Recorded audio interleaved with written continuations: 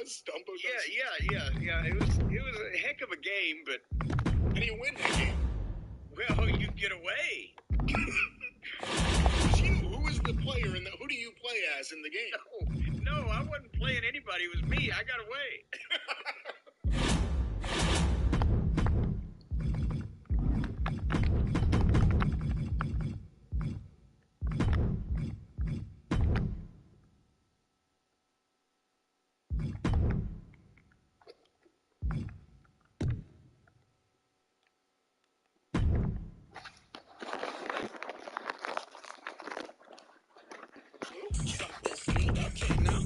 Can I get a drum roll, please? That's nice. But let's get our next question here, Jim. This was sent to the Culture Corner Facebook group by London Unwin. What? London Unwin, UNWIN. London Unwin. He's one of the premier. I'm sorry, London. When Jim talks about the great. I'm sorry, London. Have you seen London's Undons? It was Unwin, not Undin. Unwin? Well, before this question's Undin. Unwind his undies. When Jim talks about the great tag teams of the Attitude Era, he seems to always focus on Edge and Christian and the Hardy Boys, but rarely goes into details about the Dudleys beyond the powerbombing Jillian Hall in OVW. Where does Jim rank the Dudleys in the pantheon of great tag teams, and what does he think of their work overall? No, okay. I have to give them some flowers now. No, the Dudleys, and maybe I've got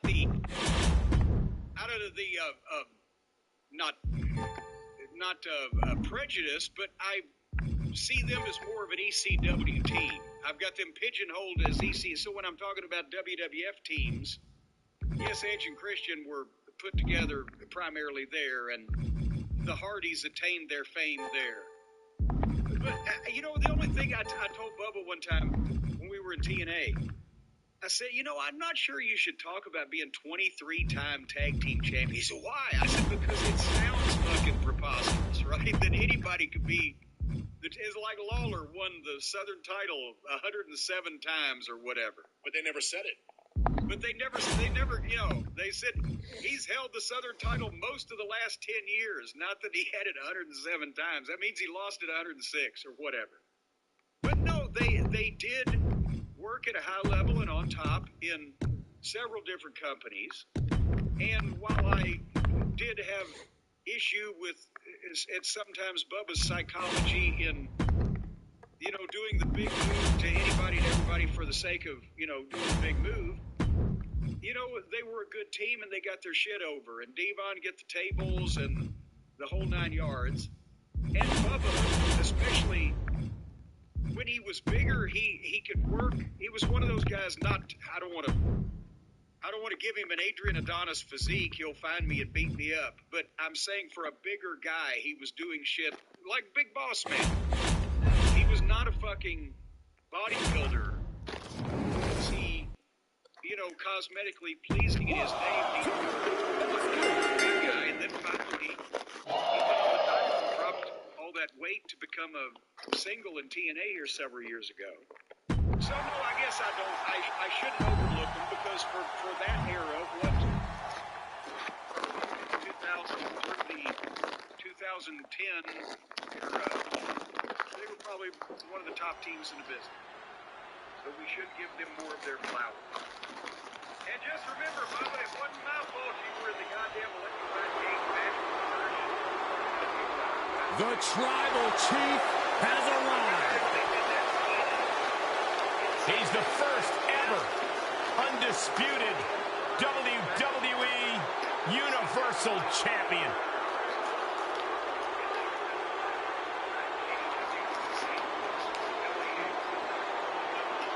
The following contest is scheduled for one fall, making his way to the ring, representing the Bloodline from Pensacola, Florida, weighing in at 265 pounds, the WWE Universal Champion, Roman Reigns.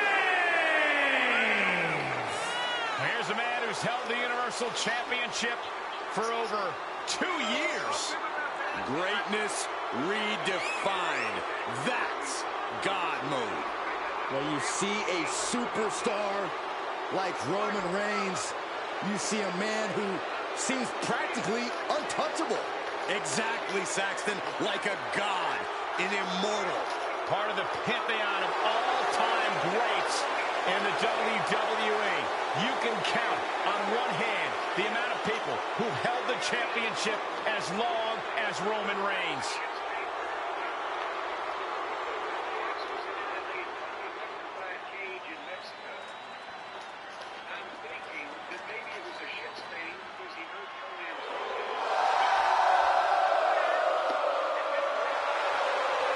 You are looking at one of the most vicious strikers this industry has ever known.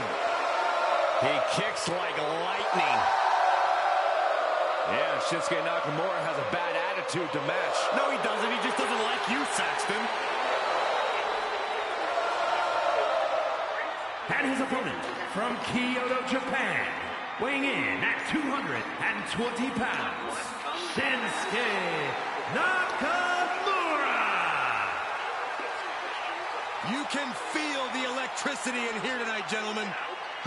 Just an infectious energy when Shinsuke's around.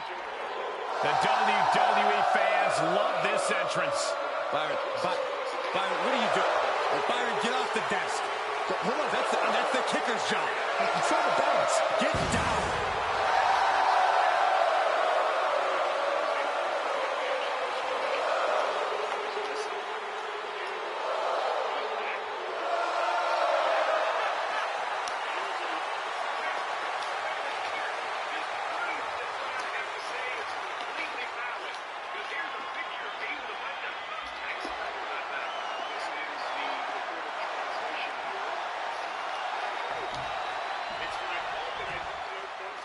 Shinsuke Nakamura carries himself like a true rock star.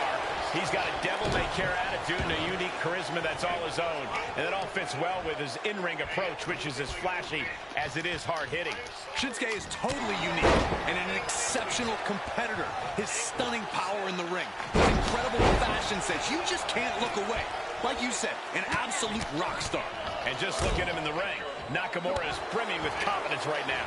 But he has to acknowledge the man he's in the ring with, Roman Reigns, the tribal chief, the head of the table, the leader of the bloodline.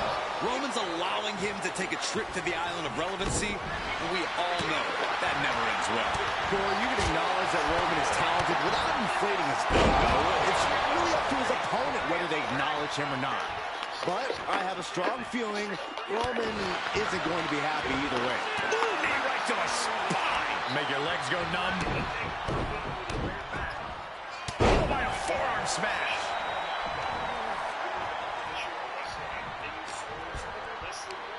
Nail it by Nakamura. Look out. Oh, axe kick. Nakamura looking to go airborne. From the top. Nobody home.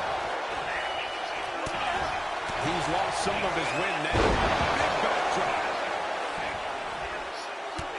Look at this. Just unloading. And a stomp to the gut, too. Oh, man, what a boot. Boom.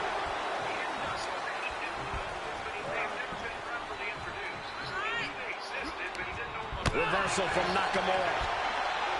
Wrenches the arm. Ooh, nasty kick. Oh, yes. That's going to hurt.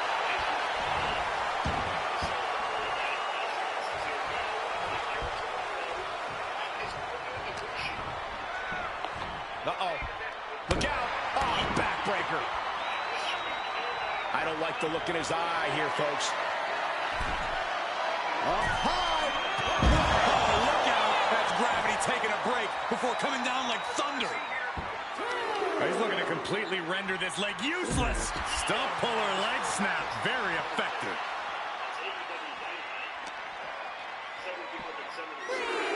Oh, God, that hurt. Check out the hard-hitting offense defense of Nakamura. And I don't see Shinsuke slowing down anytime soon.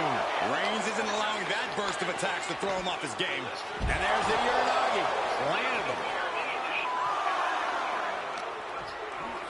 Whip back into the ring. This could be big. Going up high. Launching.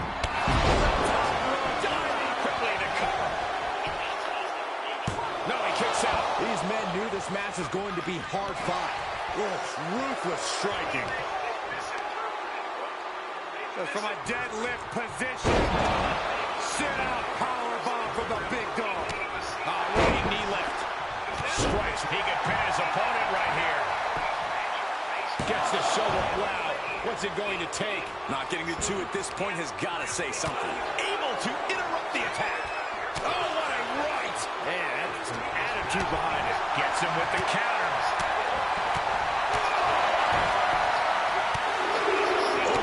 A series of brutal kicks to the body. Able to give him the slip. Oh, impact to the stomach.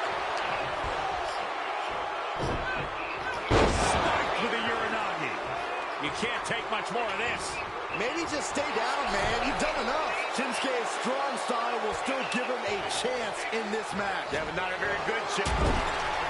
Superman punch by the Tribal Chief. Wow, Reigns nailed it. Makes the cover. And picks up a monumental victory. Here is your winner, Roman Reigns. A statement victory by this guy tonight. The Roman Empire grows as Reigns continues to conquer his opposition.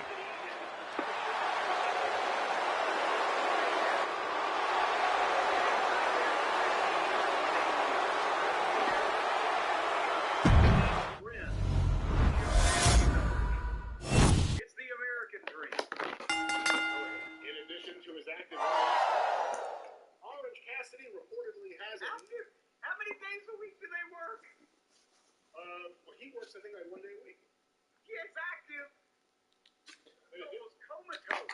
In addition to his active lifting schedule, Your heart only beats once a fucking day. Hey, got hip rapid heartbeat. That's it. Ring the bell. you as well.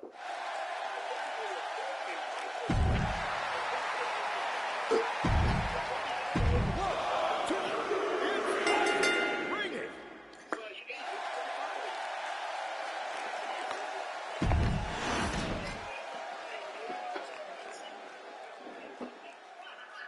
On the July 7th Rampage, he also produced a recent Kingdom versus Infantry match.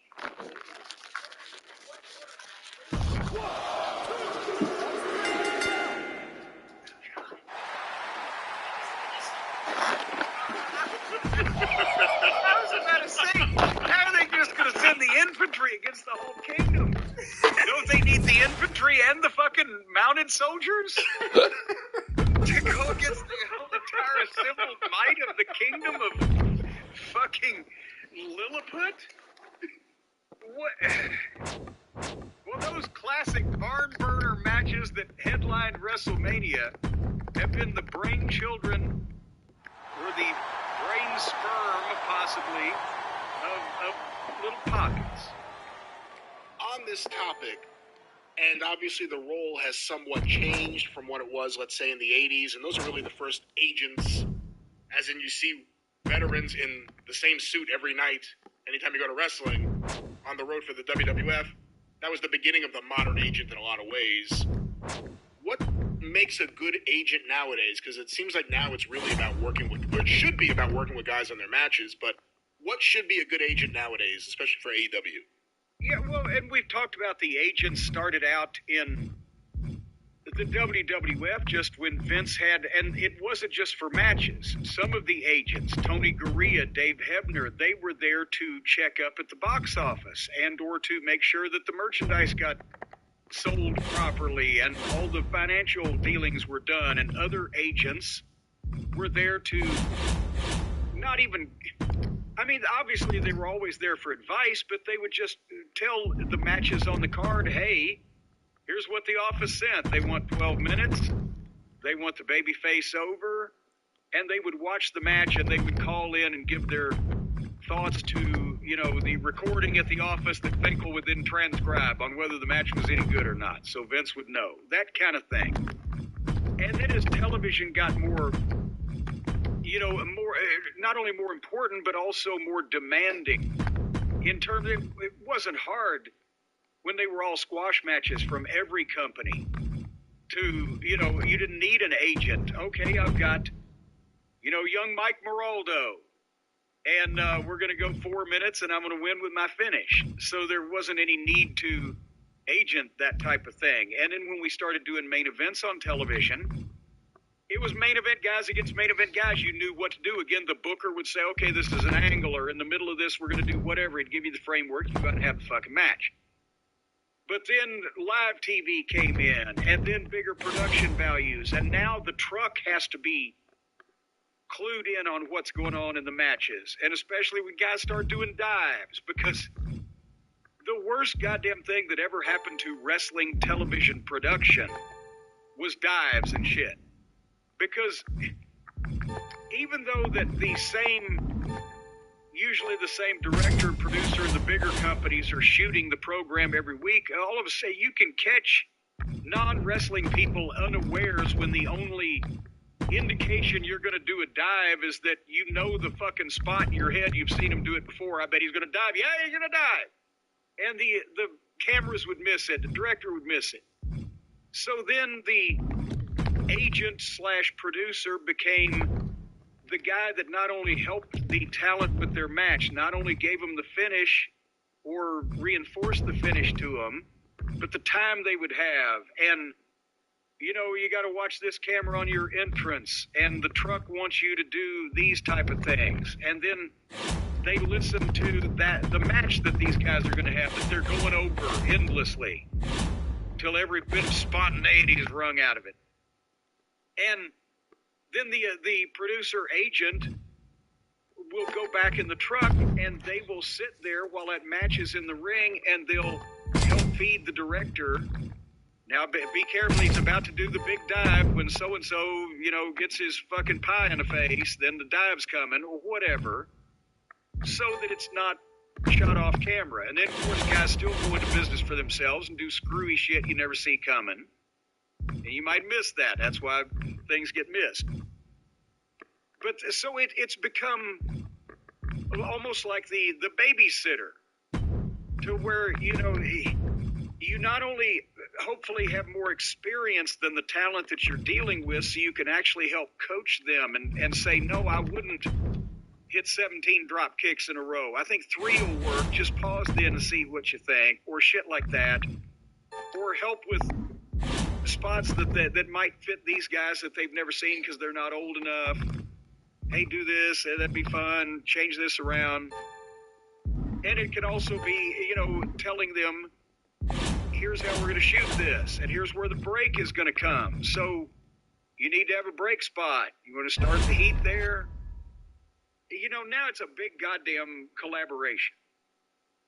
And there's multiple things, that all of which I've just mentioned, that the agent and producer is doing in between the television production crew and the folks in the truck and the guys in the ring. And that's what, you know, in TNA, the last time I was there in 2012, full time, not when I visited.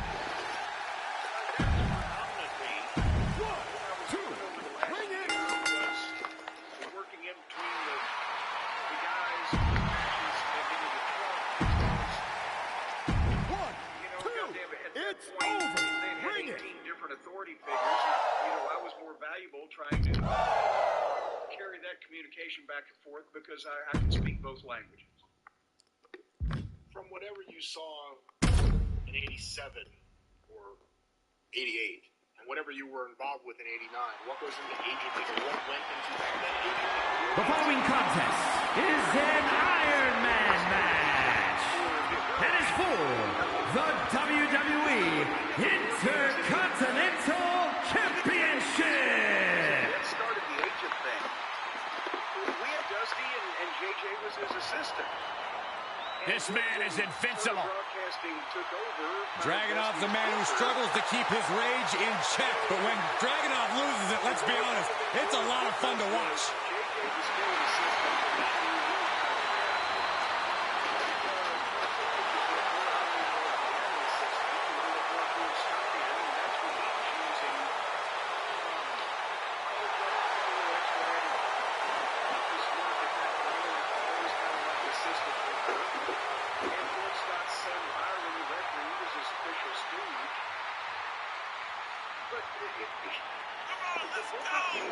See a match, whether it was War Games or whatever, and then the guys in the match worked it out. Ilya Dragunov looks ready to unleash his fury inside the ring here tonight. Like, what, if nobody wants to do what I say, Blackjack will beat him up.